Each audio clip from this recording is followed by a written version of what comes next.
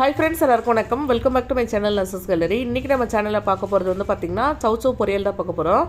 நிறைய பேருக்கு இந்த சௌச்சௌ வந்து பிடிக்காது. அப்படி பிடிக்காதவங்களுக்கு இந்த மாதிரி பொரியல் செஞ்சு கொடுத்தீங்க அப்படினா ரொம்ப சூப்பரா இருக்கும். வாங்க எப்படி பண்ணலாம்னு பார்க்கலாம். இந்த ரெசிபி பண்ண கடாய் வச்சு கடாயில 2 ஸ்பூன் அளவுக்கு எண்ணெய் சேர்த்திருக்கேன். எண்ணெய் நல்லா சூடானதுக்கு அப்புறமா 1/2 ஸ்பூன் அளவுக்கு கடுகு, 1 ஸ்பூன் அளவுக்கு உளுந்து, 1/2 ஸ்பூன் அளவுக்கு சீரகம் எடுத்துருக்கேன். இது எல்லாத்தையும் வந்து எண்ணெயில சேர்த்துக்கலாம். இது எல்லாம் நல்லா நம்மளுக்கு பொரிஞ்சு வரணும்.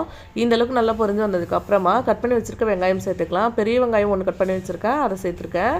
இது கூடவே லைட்டா உப்பு சேர்த்து இது வந்து நம்ம நல்லா வதக்கிக்க போறோம். இந்த அளவுக்கு வெங்காயம் நல்லா வதங்கி வந்ததுக்கு அப்புறமா நல்லா கியூப்ஸாக கட் பண்ணி வச்சுருக்கேன் நான் சௌச்சௌவை. இது வந்து இதில் சேர்த்துக்கலாம். காய் எதுவுமே தண்ணி இல்லாமல் நல்லா ஃபில்டர் பண்ணி சேர்த்துட்டு இது கூட கொஞ்சமாக உப்பு சேர்த்து மிக்ஸ் பண்ணி விட்டு நம்ம வந்து மூடி போட்டு வேக வைக்க போகிறோம். ஸோ தண்ணி எதுவுமே எக்ஸ்ட்ரா வந்து நம்மளுக்கு தேவையில்லை. இதுலேருந்து வரும்ல அந்த தண்ணியும் வந்து போதும். நான் வந்து சௌச்சௌ கட் பண்ணி போட்டிருக்கேன். இதை ஃபஸ்ட்டு போட்டுட்டு உப்பு சேர்த்துக்க போகிறேன். உங்களுக்கு இந்த பொரியலுக்கு எந்தளவுக்கு உப்பு தேவையோ அந்தளவுக்கு உப்பு வந்து நீங்கள் இப்போவே சேர்த்துடலாம்.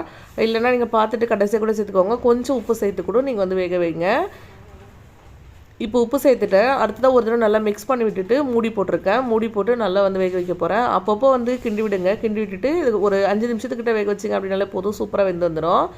இப்போ பாருங்கள் நல்லா தண்ணி விட்டுருக்கு. இந்த அளவுக்கு இதுலேருந்து தண்ணி விட்டு அதுவே வந்து நல்லா வெந்து வந்துடும். இது கிண்டி விட்டுட்டு மறுபடியும் நான் மூடி போட்டு விட்டுறேன்.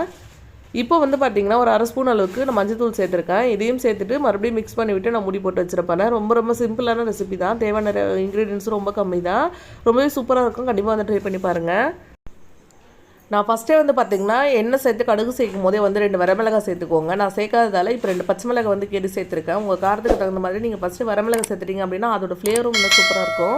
இப்போ வந்து பார்த்திங்கன்னா நல்லா சுண்டி வந்துருச்சு. தண்ணி எதுவுமே இல்லை, காயும் நல்லா வெந்துருச்சு. ஃபைனலாக வந்து பார்த்திங்கன்னா தேங்காய் துருவல் சேர்த்துருக்கேன். ஒரு குட்டி கப்பில் 1/2 கப் அளவுக்கு நான் தேங்காய் துருவல் சேர்த்துருக்கேன். உங்களுடைய இஷ்டம் தான், நீங்கள் எவ்வளோ வேணாலும் சேர்த்துக்கலாம். ரொம்பவே சூப்பராக இருக்கும். இப்போ சேர்த்து மிக்ஸ் பண்ணி விட்டுட்டு அடுப்பு ஆஃப் பண்ணிட்டோம் அப்படின்னா சூப்பரான பொரியல் நம்மளுக்கு ரெடி ஆகிடும். கண்டிப்பாக வந்து சௌச்சௌ பிடிக்காதுன்னு சொல்கிறவங்களுக்கு இந்த மாதிரி பொரியல் செய்து கொடுங்க. ரொம்பவே சூப்பராக இருக்கும். எல்லாருமே வந்து சூப்பராக சாப்பிடுவாங்க. ஆல்மோஸ்ட் காய் வந்து பார்த்திங்கன்னா நல்லா ரோஸ்ட் ஆகி வந்துருச்சு. இந்த ரெசிபி வந்து பார்த்திங்கன்னா ரொம்ப ஈஸியாக இருக்கும். ட்ரை பண்ணி பார்த்துட்டு எப்படி வந்ததுன்னு சொல்லி மறக்காமல் கமெண்ட் பண்ணுங்கள். எனக்கு காரக்குழம்பு அந்த மாதிரிலாம் செய்யும்போது கூட சைடிஷாக இந்த பொரியல் செஞ்சோம் அப்படின்னா ரொம்பவே நல்லாயிருக்கும். ஒரு மைல்டான காரத்தோடு ரொம்ப நல்லாயிருக்கும். ட்ரை பண்ணி பார்த்துட்டு எப்படி வந்ததுன்னு மறக்காமல் கமெண்ட் பண்ணுங்கள்.